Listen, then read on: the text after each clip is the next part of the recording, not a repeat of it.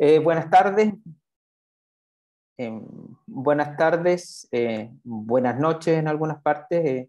Mi nombre, como bien decía, es Gonzalo Rodríguez. Yo trabajo en la Universidad de Chile, soy profesor asociado del Departamento de Teología Restauradora y hoy día les vengo a hablar de cómo tenemos alguna experiencia en la parte pública en el sistema de salud chileno respecto al manejo de la caries dental como enfermedad no transmisible. Lo primero que les quería contar es contextualizar este cambio de paradigma que de alguna manera transitamos ya hace algún tiempo.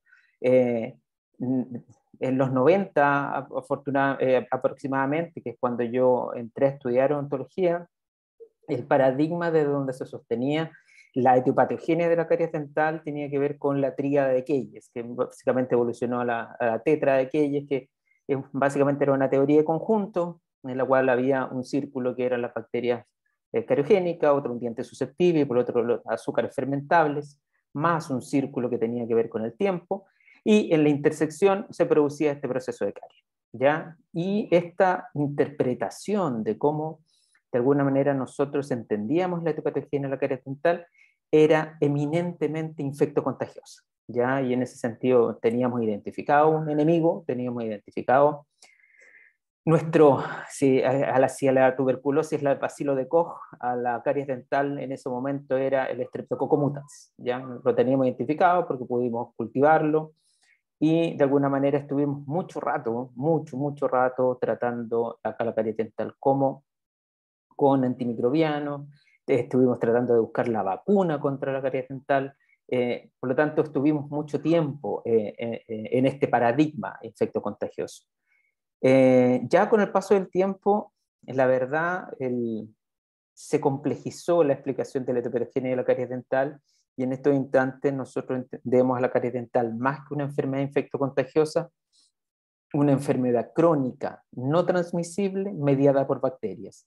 Necesitamos las bacterias, por supuesto, pero no es que nos contagiemos básicamente de una bacteria mala, sino que al cambiar la ecología, y esto es bajo la teoría ecológica de Placa, el doctor March, que de alguna manera bajo la ecología hacemos un cambio ecológico, comemos más azúcar, nos lavamos menos los dientes, tenemos menor función salival, hace que nuestro biofilm o nuestra biopelícula, que estaba en equilibrio con nosotros, de alguna manera hace que quede en desequilibrio. ¿Ya? Entonces, no es que nos contagiemos de una bacteria mala, sino nuestro biofilm que estaba, la película que estaba equilibrada, al cambiar el ambiente se pone patogénica, por lo tanto, más que ir a matar esta biopelícula, lo que tenemos que es retornar al equilibrio. ¿Ya?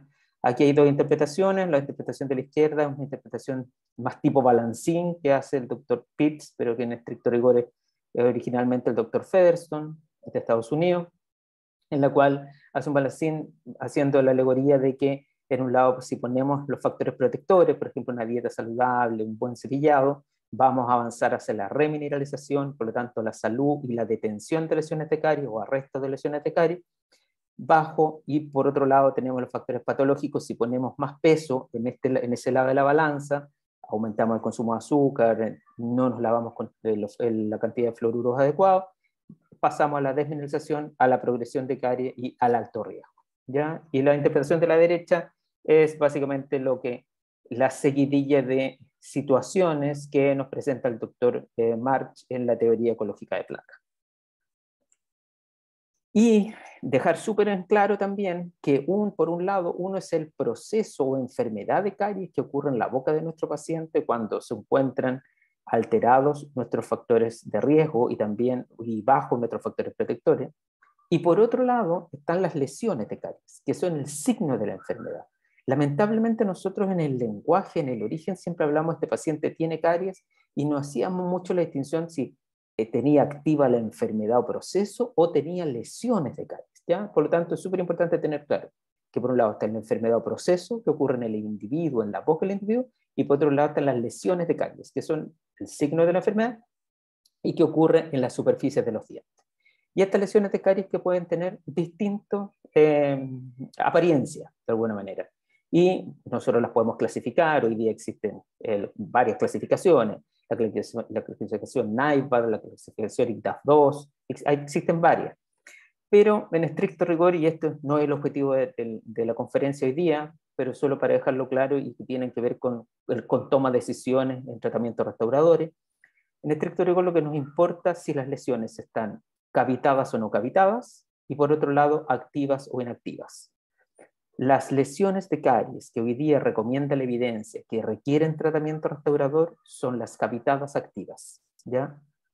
Probablemente pueda ser el producto de otra conferencia, tal vez más adelante, de empezar a entender todo lo que son decisiones de tratamiento, pero en estos momentos lo ideal es toda la lesión no cavitada no necesita tratamiento restaurador, independiente que sea activa o inactiva. Sí probablemente requiere tratamiento no invasivo, ¿ya? Y la gran mayoría de lesiones cavitadas inactivas también, desde el punto de vista de la cariología, no requieren tratamiento restaurador, sino más bien un tratamiento, dado que están expuestas al cepillo y la pasta. Por lo tanto, se pueden manejar por los mismos pacientes. Y solo hacer una suerte de resumen o parangón entre la enfermedad de caries y las lesiones de caries.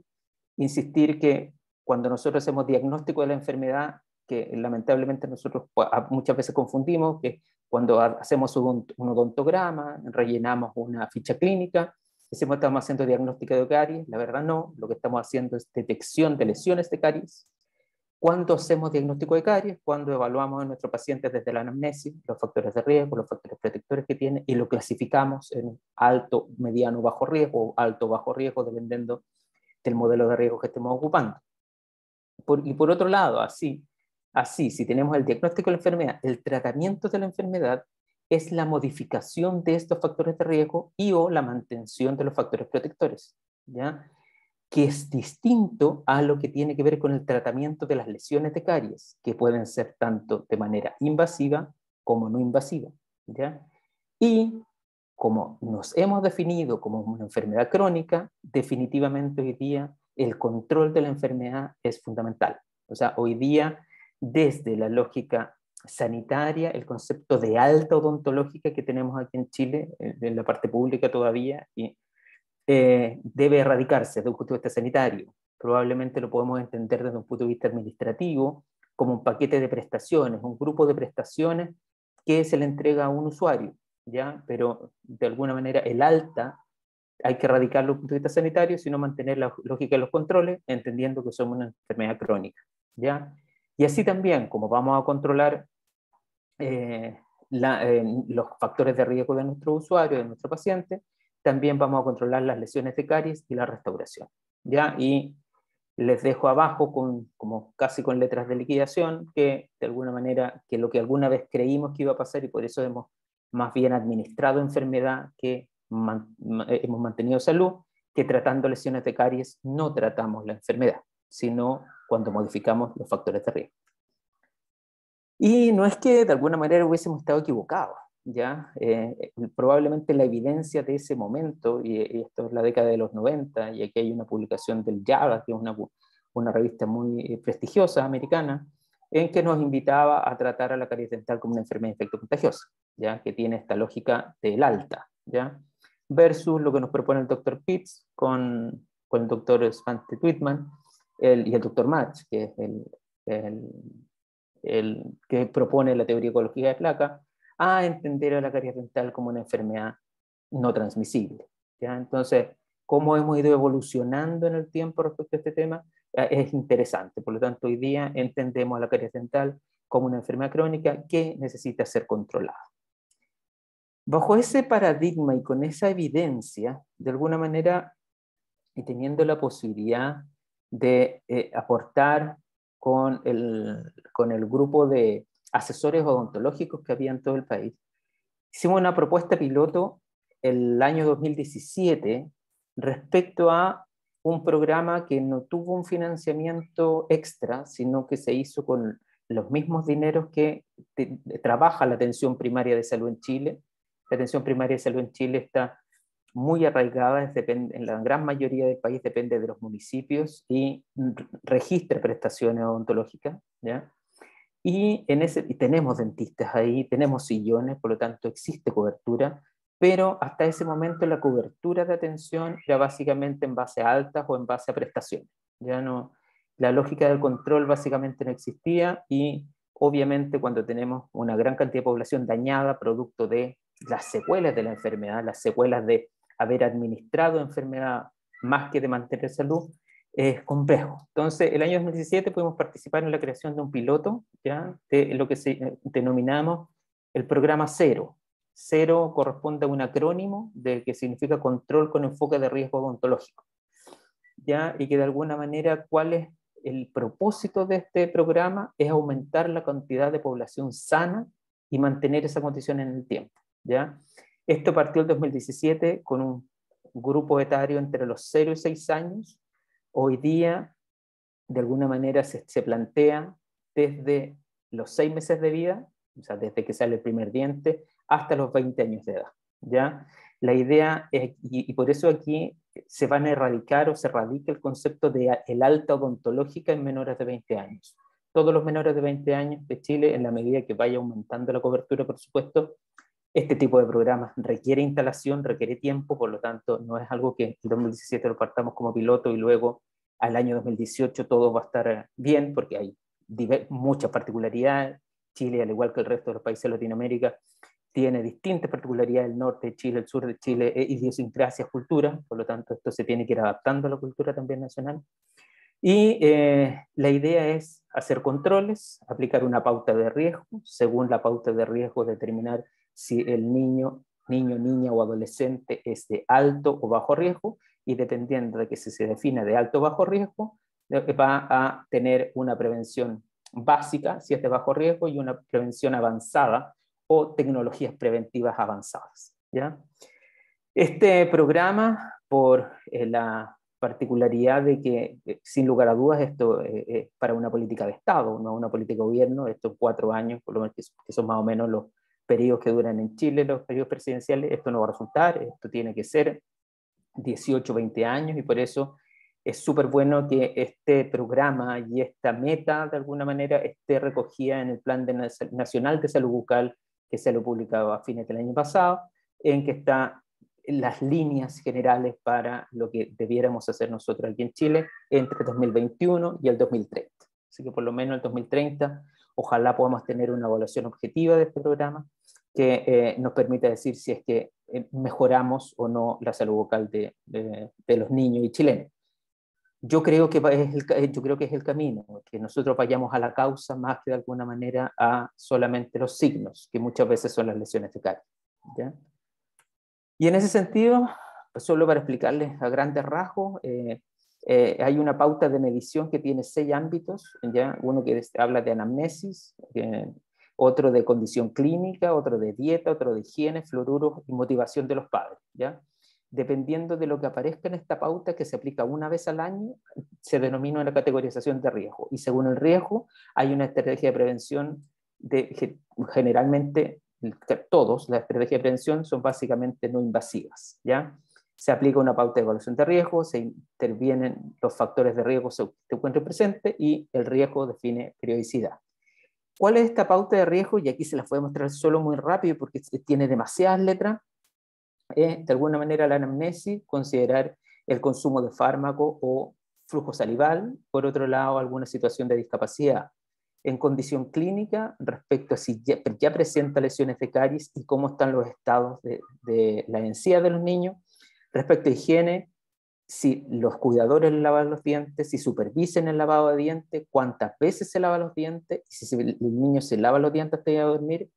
La dieta, cuántas veces ingiere alimentos azucarados, cuántas veces en el día, aquí está repetido, cuándo come los alimentos azucarados, y de alguna manera después la utilización de fluoruros. Y por último, algo que parece bien interesante es si según el dentista, si los padres o cuidadores tienen una motivación para cuidar la salud oral. Es algo bastante simple, es básicamente dicotómico, ¿ya? Y luego se hace un algoritmo en la cual si ciertos, que son los más importantes, aparecen como de alto riesgo, el niño queda clasificado de alto riesgo, y desde ese punto de vista se definen los controles, ¿ya? A los 6 meses de edad o menos de un año hay un control único, ¿ya? Entendiendo que el riesgo a esa edad es probablemente lo más bajo. De todas maneras pueden aparecer luces de riesgo alto y hay que intervenir de todas maneras también ese riesgo, aun cuando no se manifieste como lesiones de caries aún. De los 1 a los 2 años, si el riesgo es bajo, se hace un control anual, y si es alto, 2 controles anuales, y de 3 a 5 años, esto era cuando era el piloto, hoy día pensemos en el cero infantil hasta los 10 años, si es de 3 a 10 y bajo riesgo son 2 controles anuales, y si es riesgo alto, 3 controles anuales. En general, la pauta, como les decía, es anual, la evaluación de riesgo anual, y los controles son según el riesgo del paciente. Y aquí también mucha letra, así que, pero esto es lo que aparece en la orientación técnica del cero, en el ámbito de higiene bucal, la prevención básica, pero si tengo más riesgo, aparece, por ejemplo, el uso de seda dental. En dieta no existe diferencia entre ambos, en fluoruros tampoco, pero sí en aplicación de barnices de flúor, dado que se hacen 2 aplicaciones de barnices de flúor en el caso de que sea un riesgo bajo y 3 en el caso de sea un riesgo alto. Hay un micrófono abierto y un perrito ladrando. Si alguien si puede encerrar el micrófono, por favor. Muchas gracias. Y en motivación de los hábitos hay recomendaciones para modificar estos factores de riesgo. ¿Ya? ¿Qué otro caracteriza este programa cero? Bueno, primero que es un programa que recoge desde el paradigma de la caries dental como enfermedad no transmisible, crónica. Otro que recoge la mejor evidencia disponible que nosotros hoy día tenemos para modificación de factores de riesgo o de protección de factores protectores, valga la redundancia. Y hay otro hecho que es fundamental, que es el trabajo interdisciplinario, ¿ya? Que aquí no estamos trabajando solo nosotros los dentistas, sino con los equipos de salud. ¿Ya? Los equipos de salud en atención primaria. Los equipos de salud en atención primaria los componen médicos, enfermeras, profesionales de la salud mental, psicólogos, asistentes sociales, psicosociales, matronas, etc. Es un equipo bastante grande. Por lo tanto, y a nosotros históricamente en Chile por lo menos nos costaba como dentista incluirnos dentro de estos equipos de salud, ¿ya? Pero hoy día de programas que los invito a revisarlo, googlearlo y mirarlo, que por ejemplo como es el Chile Crece Contigo, que se hizo bajo, ya no recuerdo si en el primero o el segundo gobierno de la doctora Bachelet, que de alguna manera lo que hace es un acompañamiento psicosocial de los niños desde la primera infancia, entendiendo que cuando nosotros invertimos en primera infancia es donde es más costo efectivo, ¿ya? Pensando en el futuro.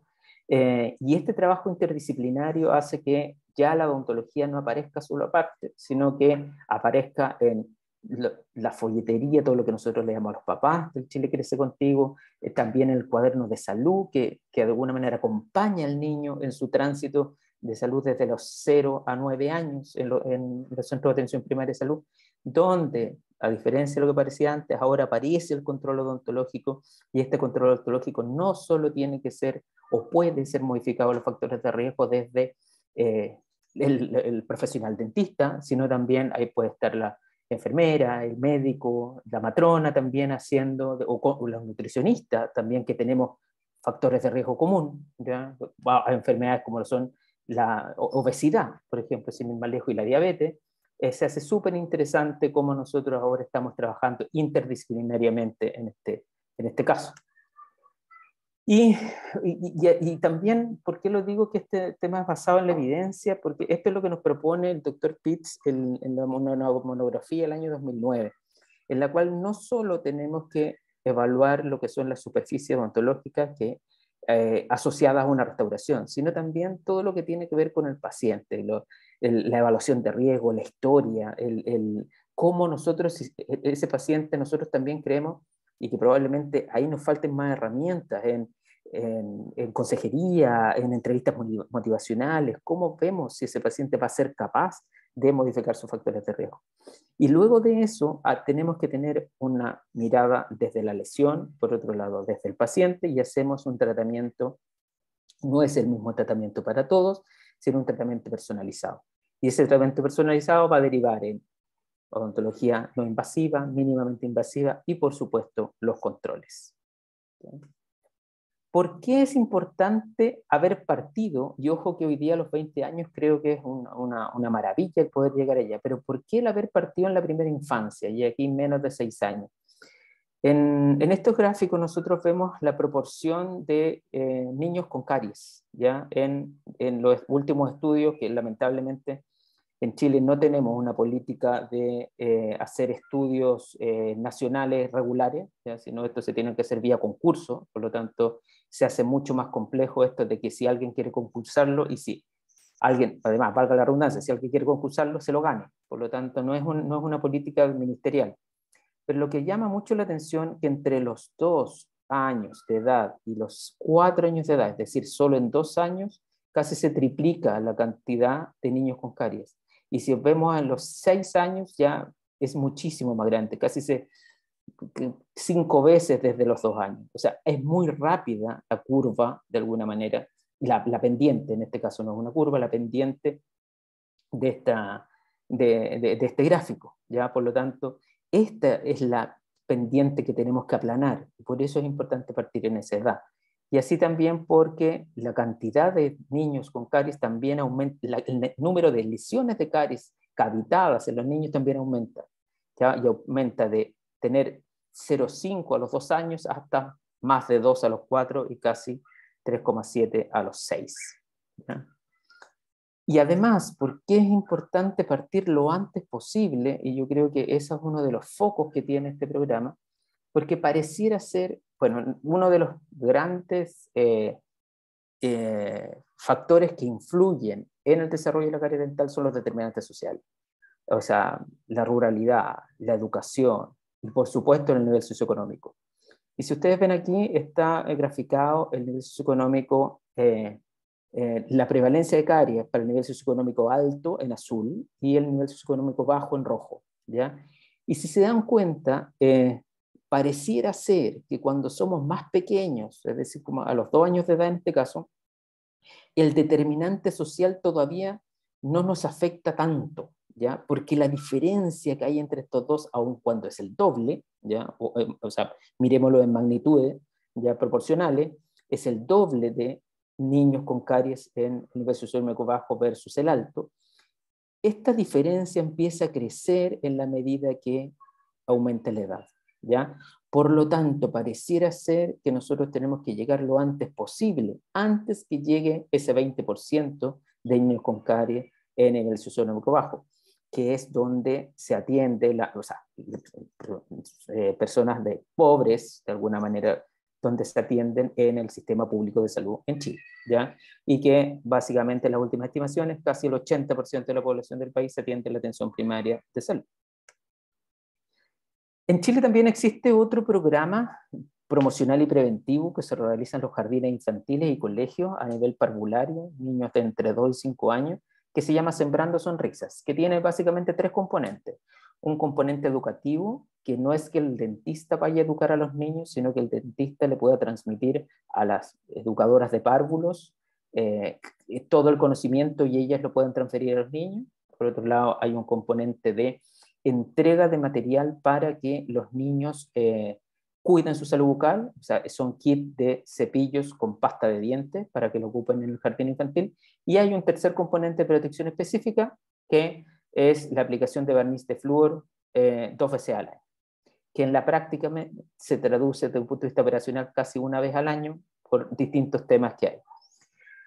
Claro, esto sería muy bueno y que de alguna manera nos podríamos quedar muy tranquilos dependiendo del índice de matrícula que tiene en la educación preescolar en Chile, la educación parvularia.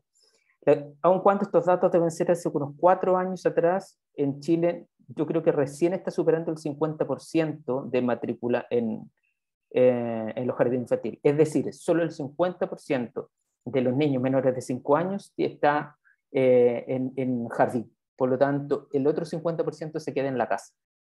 Entonces, no alcanzo a llegar.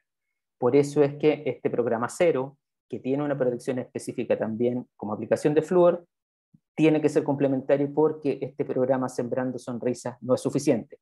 Aun cuando este programa Sembrando Sonrisas ha sido súper bien evaluado, creo que todavía nos falta evaluaciones de impacto respecto a este tema, pero este trabajo intersectorial que yo decía, que en este caso particular es el sector educación con el sector salud, creo que ha tenido mucho fruto, ¿ya? Y creo que ahí ya tendría que ser otra conferencia para contarles cómo nos ha ido con el Sembrando Sonrisas. Hay otra cosa además, porque este programa no considera el tratamiento restaurador, no considera el tratamiento restaurador como fin último, ¿ya? Este no es una campaña de hacer restauraciones. ¿Y por qué? Porque de alguna manera, obviamente, si hay, y aquí hay que dejarlo súper claro, si hay dolor, eso se tiene que remediar, bajo ningún punto de vista, pero cuando nosotros, y aquí nosotros tenemos algunas... sobrevaloramos a veces los resultados de este tratamiento restaurador. En primer lugar, entendiendo que la mejor restauración es la que no se hace. ¿Por qué? Porque, y esto más que en dientes primarios, hablando de dientes definitivos, siempre una restauración va a crecer en el tiempo. Siempre. Y si no crece en el tiempo para lo ancho, o sea, hacia mesial y distal, o hacia vestibular palatino lingual, va a profundizarse. Esa es la pulpa. Lo más probable es que esta lesión de caries, esta restauración, en algún instante termine con una endodoncia. Y las endodoncias, como sabemos que no son eternas, esa probablemente en una extracción. Y de alguna manera no vamos a tener dientes. Imaginemos que somos el país más rico del mundo y que de alguna manera no importa, porque podemos poner implantes. Hay estudios de campo que dicen que casi el 50% de los implantes puede tener preimplantitis y perderse. Por lo tanto, en estricto rigor, lo mejor que podemos hacer es evitar lo más que se pueda el indicar una restauración cuando no se necesita, ¿ya? El sobretratamiento, porque eso, sin lugar a dudas, en algún momento se va a perder.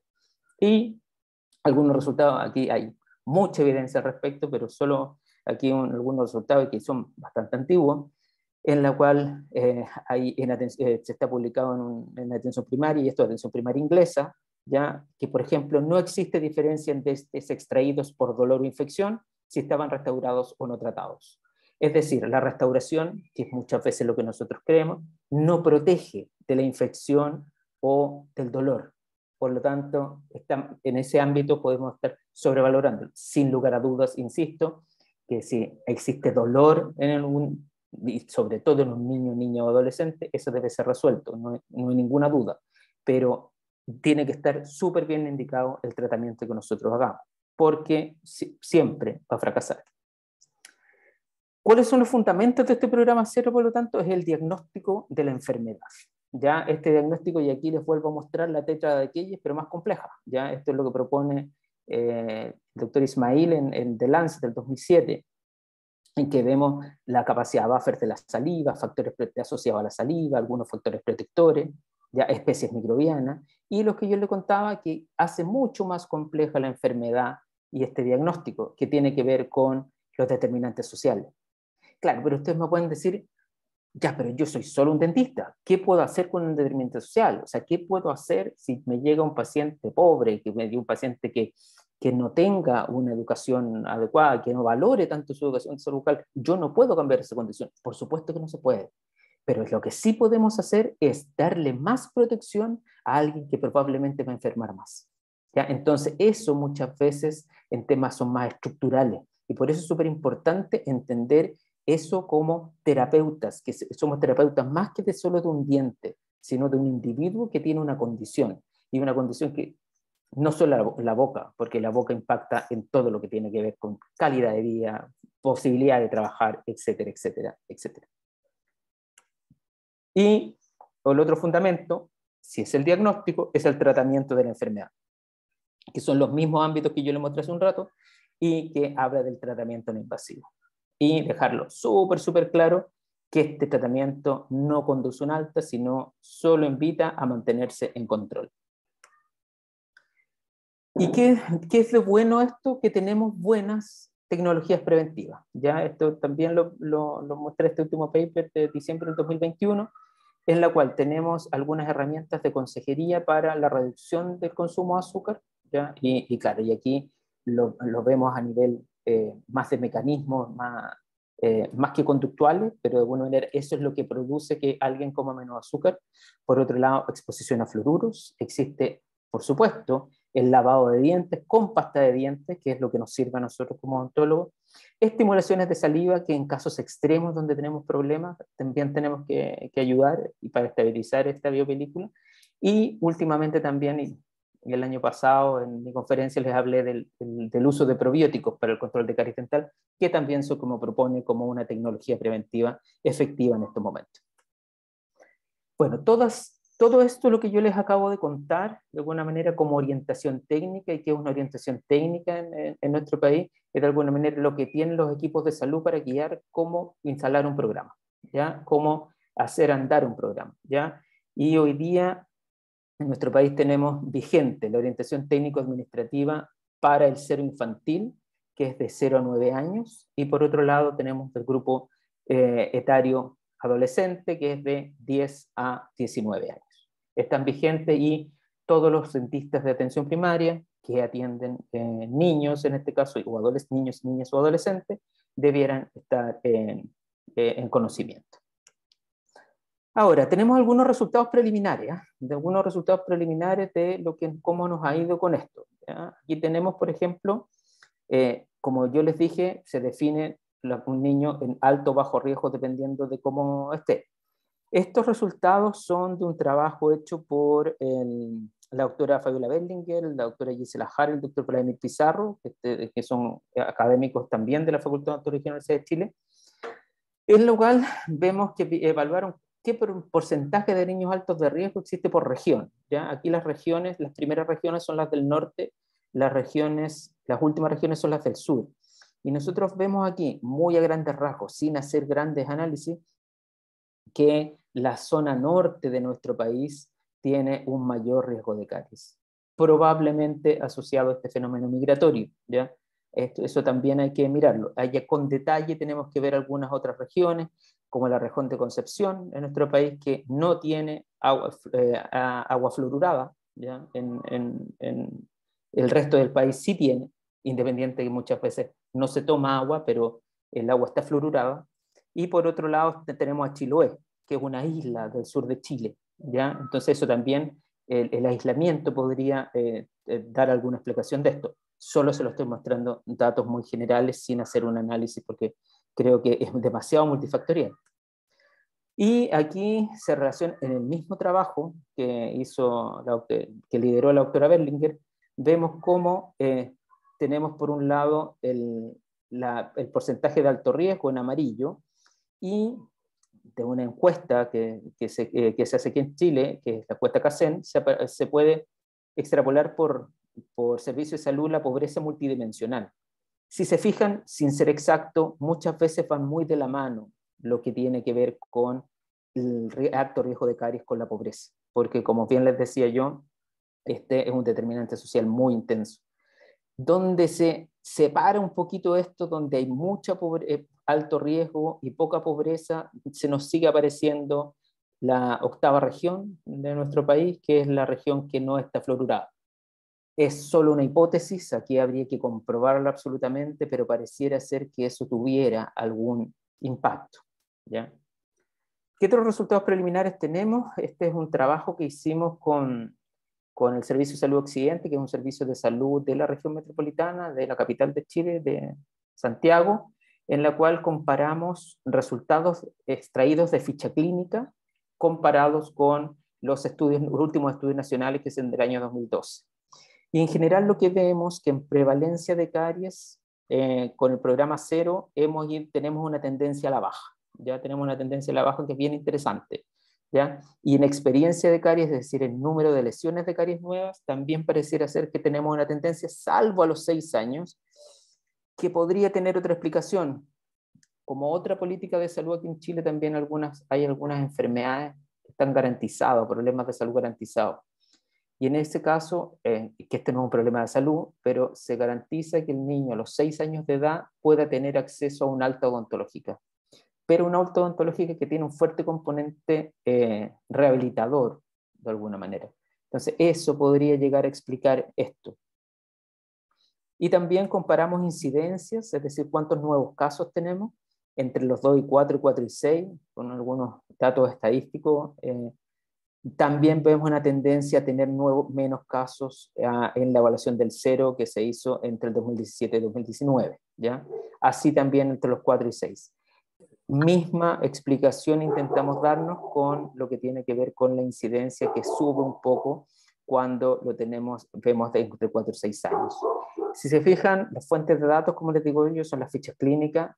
La cantidad de fichas clínicas que podemos tener acceso es muy grande, son casi 6.000, versus cuando los diagnósticos nacionales que pueden llegar solo a 410.000 o 339.000.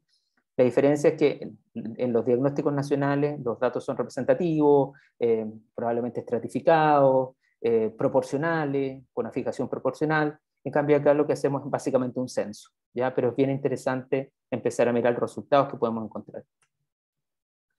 Por otro lado, hicimos otro ejercicio. Nosotros en Chile el modelo de atención que tenemos en atención primaria es un modelo de salud familiar y comunitaria. ¿Ya? Entonces empezamos a mirar si existían diferencias en la frecuencia de los factores de riesgo, en cada uno de los factores de riesgo que propone la pauta, y la prevalencia y experiencia de caries de los niños que comparten lazos familiares versus los que no comparten lazos familiares. Es decir, si yo veo un par de hermanos, es diferente a que yo mire un par de niños de la misma edad, del mismo sexo, en las mismas condiciones, en su condición oral. O sea, ¿la familia tiene algún efecto? Obviamente con limitaciones de los estudios, entendiendo esto.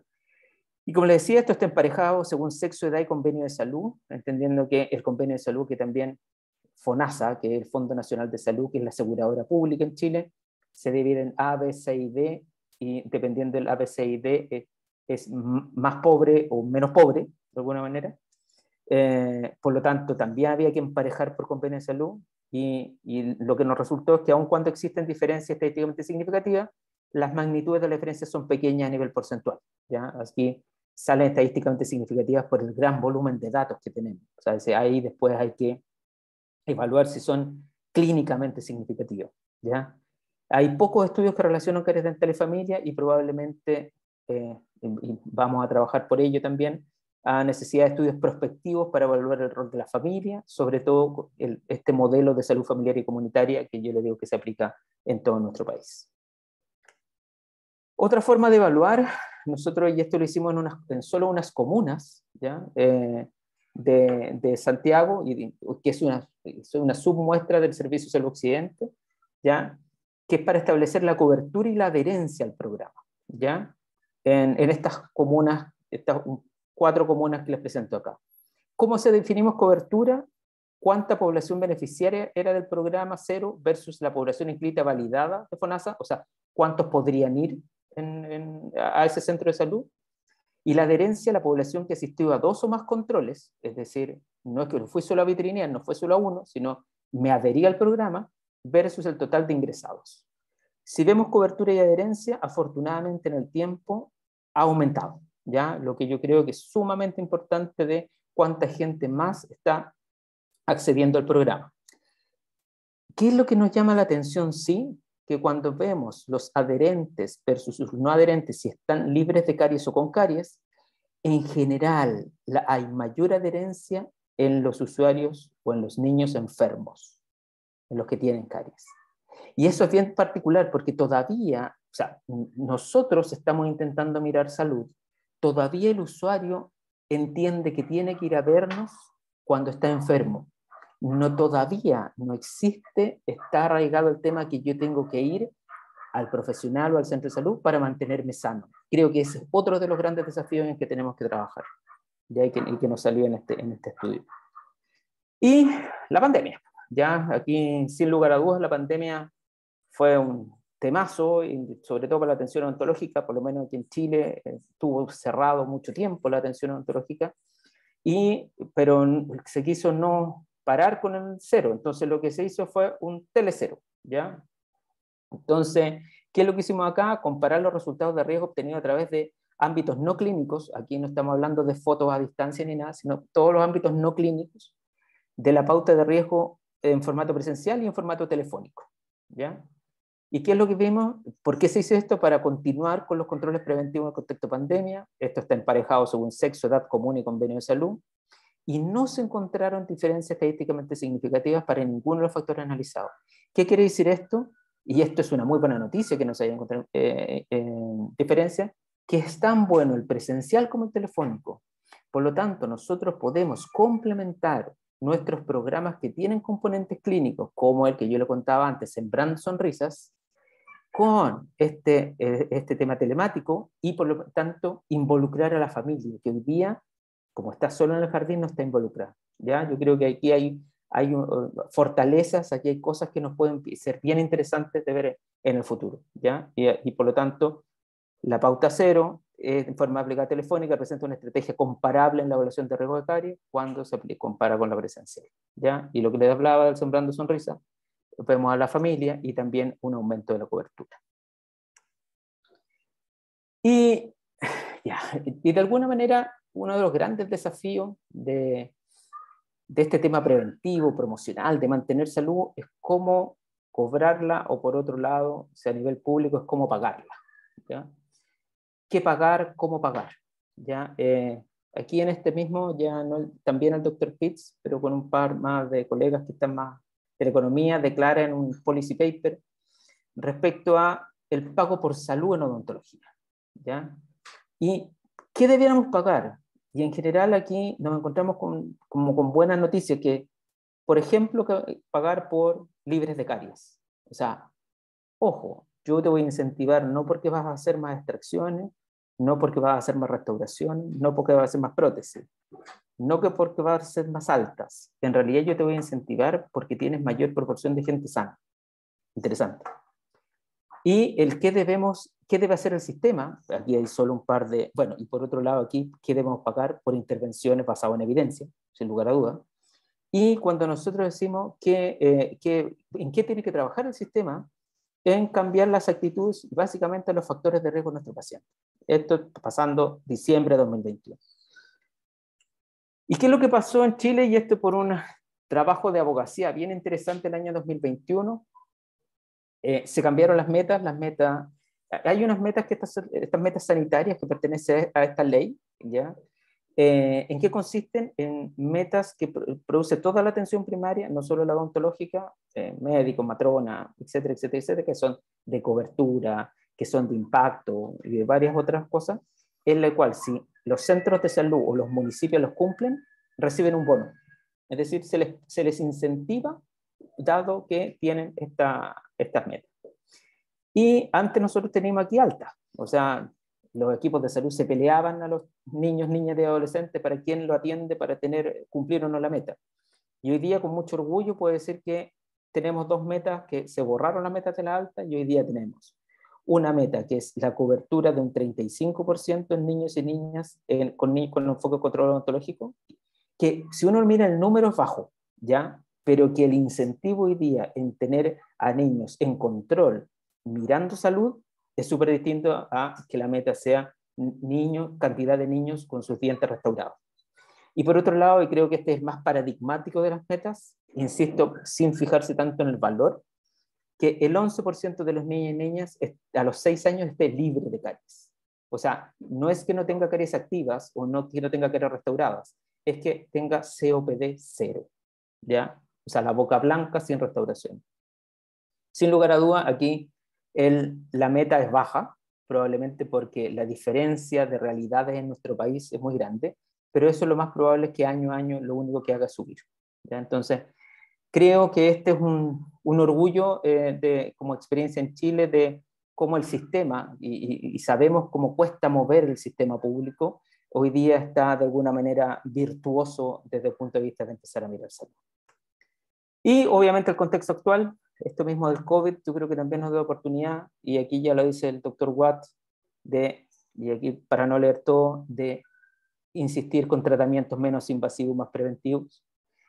Por otro lado, aquí hay otra, fomentar la odontología menos invasiva, fomentar el uso de flúor de amoníaco de plata y tratamiento restaurador traumático, entre otras cosas, y sin lugar a duda avanzar en la teleodontología, que ya les contamos una pequeña experiencia que teníamos nosotros, pero que pareciera ser interesante, en odontología preventiva y en tratamientos mínimamente invasivos. Eso es lo que les voy a contar hoy día, no sé si hay alguna duda y todo, ahí está mi correo por si necesitan información extra. Así que una vez más, al igual que el año pasado, fue un placer y un gusto poder estar y compartir estos momentos con ustedes.